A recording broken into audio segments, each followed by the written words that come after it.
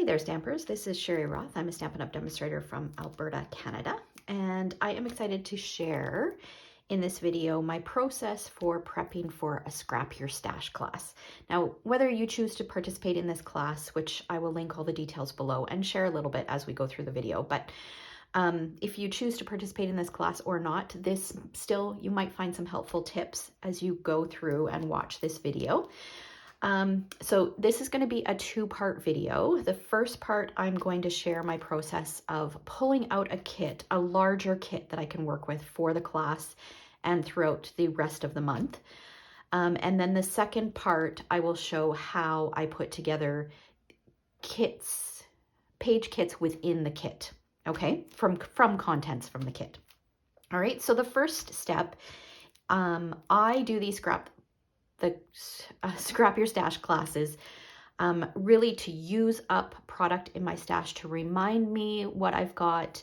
I love to do them at this time of the year because, like I said, I'm a Stampin' Up! Demonstrator and we are on the verge of switching catalogs. So our annual catalog is many of the products from our annual catalog are about to retire, and we'll have new products. And because I'm an active Stampin' Up! Demonstrator, I tend not to use a lot of retired product. So this gives me the opportunity to use product that I think is going to retire one last time before it's gone and I won't have the opportunity to use it again. The other thing is it allows me to include other products. For the most part, I would probably say 90% of the products that I use are from Stampin' Up!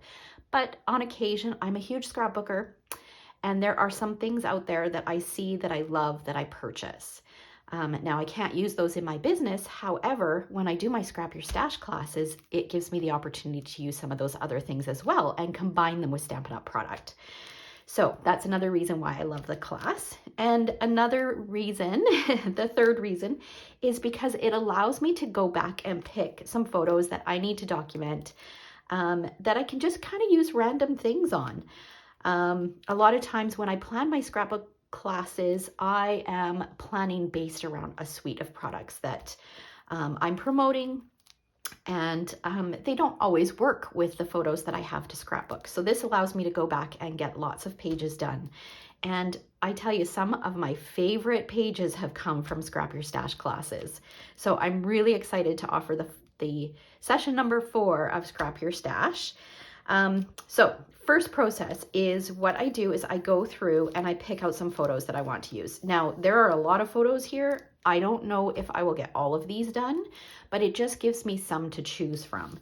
So I've kind of put them in these cello bags so that they're kind of organized so I know what photos go together. And I have a little sheet with the years and where they go.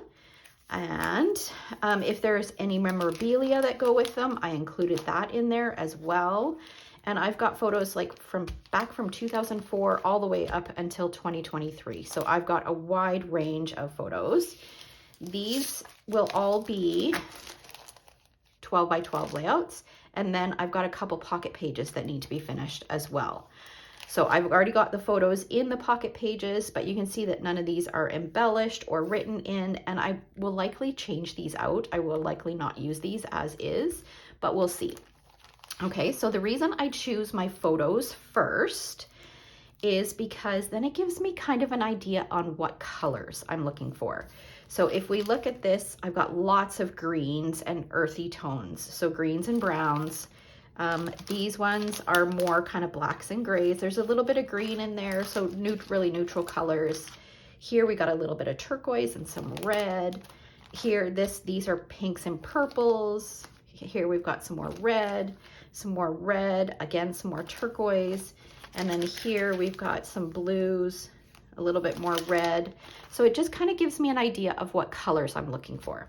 Okay, so now I'm going to set these aside. Now, another thing I should point out is I use my Scrap Your Stash classes to use up a lot of patterned paper and embellishments and things like that for scrapbooking. You can also take these ideas and use them for card making as well. So obviously you would skip this step. And you will see in the Scrap Your Stash class, I will likely include maybe a 3D project and some cards as well.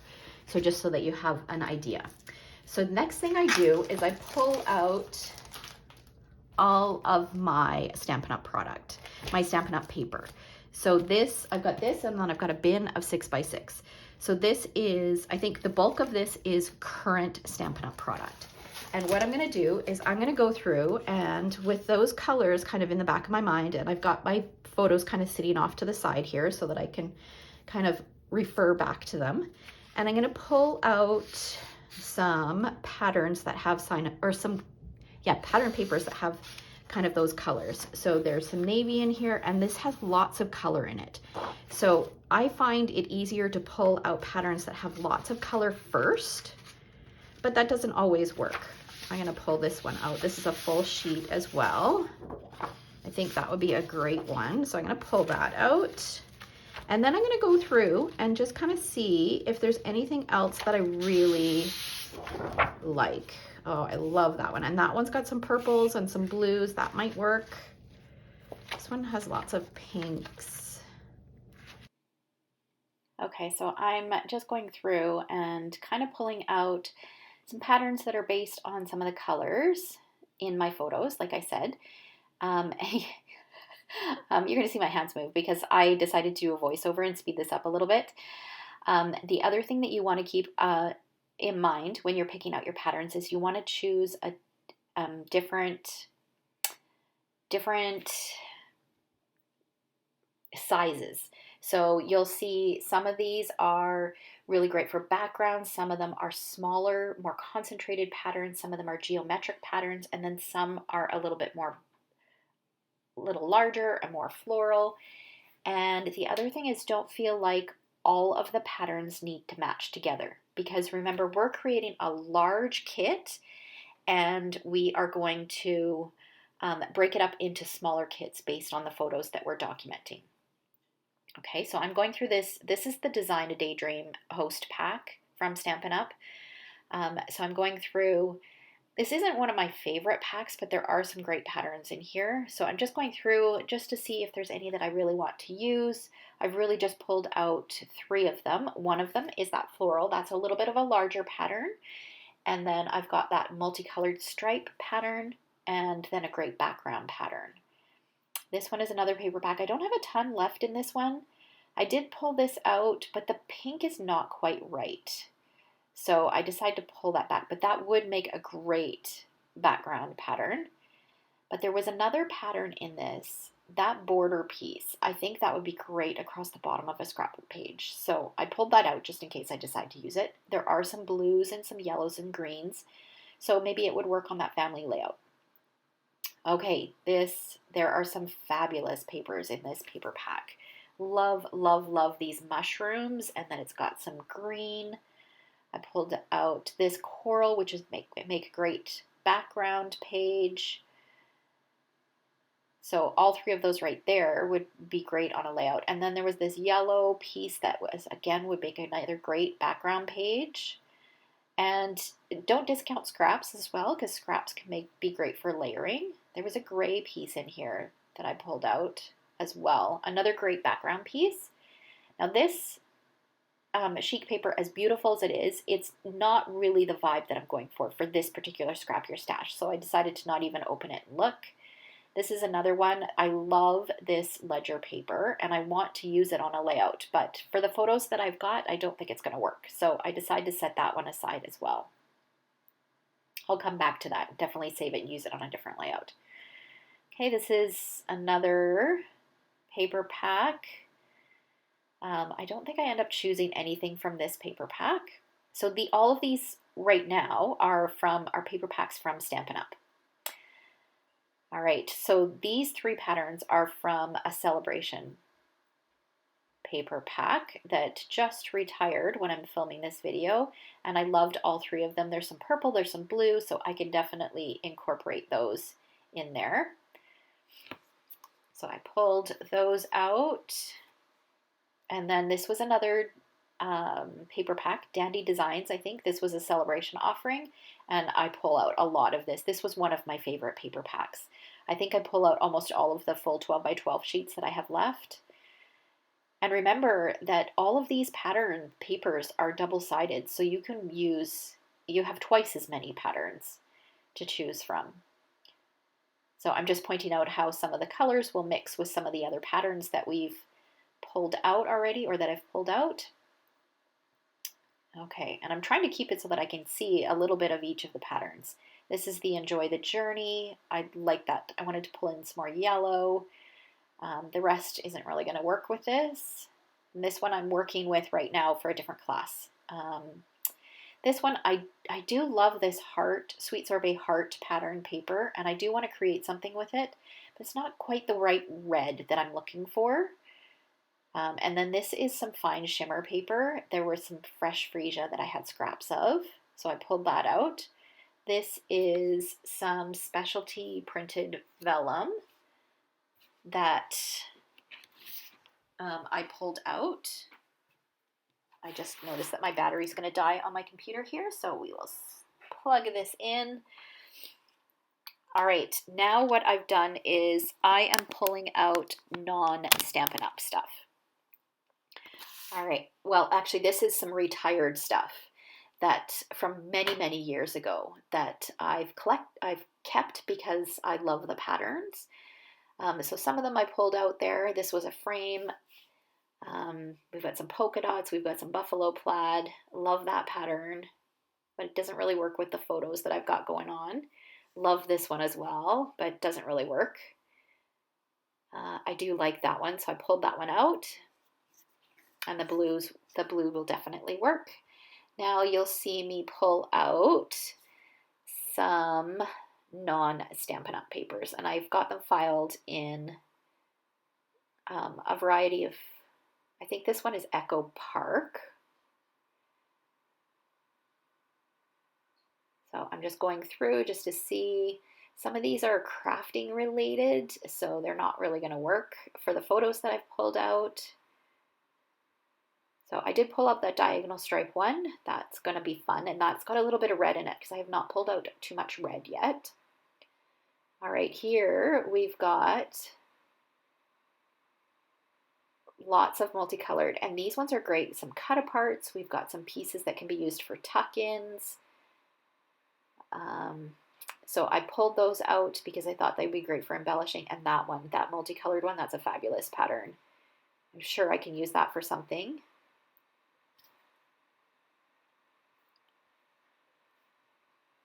All right, that's it from that pile. Let's see what comes out next. I probably could have skipped through these bits. Okay, here, this is a package that I bought from, I believe it was Close to My Heart. There's great kind of background pages in here. I think that one is either a grid. It's kind of hard to tell. So I'm pulling out some scraps here that would be great for layering. And then we've got this one. Love that background piece. Or the B side on that. I loved this one as well. And that one, it's great on both sides. Another great one. Oh, I guess I decided not to take that one. I do have another blue sky one though, or star one. And then this one, this is another kit. This came with a sticker sheet as well. And I think I actually pulled out the sticker sheet, and I think I eventually pulled out one of each of the pages. I just kept the whole kit there. Okay, so I've got all of my DSP. Oh, I think I go through my 6x6. I didn't pull out a lot of 6x6, so I'm just fanning it out just as a little reminder of the colors because I need to go through my embellishments.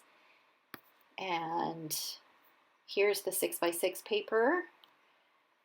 And I'm really looking for just smaller patterns of some of the colors that I've used so I can use them for layering. So I pulled out some yellow because I didn't have a ton of yellow. Pulled out a bit more navy, some petal pink. And I go through quickly to see if there's anything else, but nothing jumped out at me.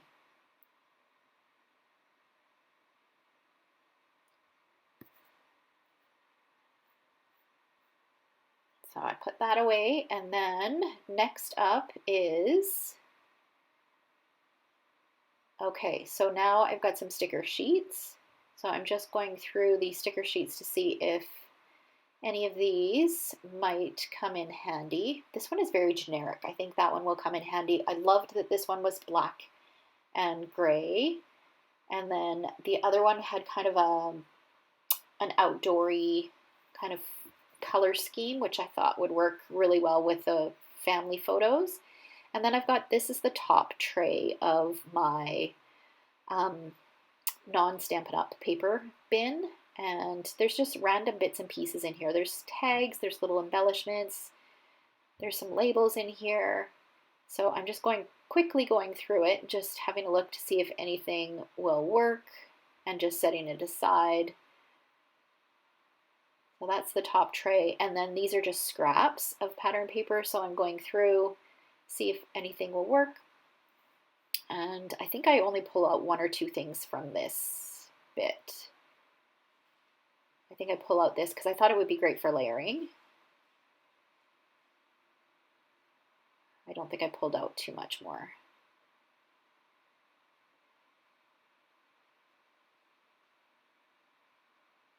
All right.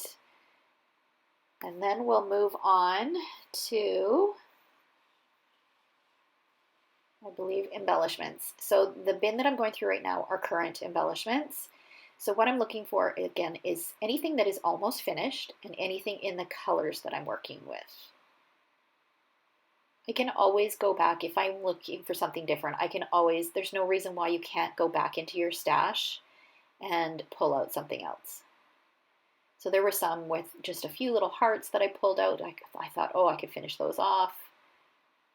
This one I'm checking to see if the colors work. Okay, and then this bin is retired stuff. So again, I'm looking for colors and anything that I think I might be able to finish off.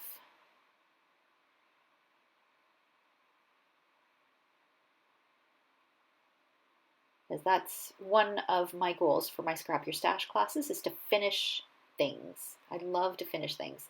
Okay, so this is a little drawer of random bits and bobs. There's some cork elements in here. There are some, what do you call them? Chipboard pieces. And because there wasn't a lot in that drawer, I just thought I'm going to keep everything out. This is a sticker pack that I have, but it's travel themed, so it wouldn't work too well. I don't have any travel themed photos that I've pulled out. That is a phrase sticker sheet. And here I've got some great titles and an alphabet set. And then this drawer includes my alphabet stickers. So again, I'm going through and I'm kind of pulling out anything in the color. So and anything that's close to being done, because again, if I can kind of finish it off, it'd be great to just use what I can and then toss. I haven't pulled out anything just yet, but some are coming. So I've got some clear ones there, some black. I think I pull out some green, some blue. And I will combine these with the alphabet sets as well. And then this is, again, some more stickers. And I pulled that out mostly because of the red that's in there. All right, and then this is just random bits and pieces that I have. I have this tucked away in a drawer. Just whenever I have any leftover die cut pieces that I don't end up using on a project, I kind of tuck them in here. So I'm just going through it and kind of pulling out anything that I think I might be able to use. There was a little baggie of buttons, some tags.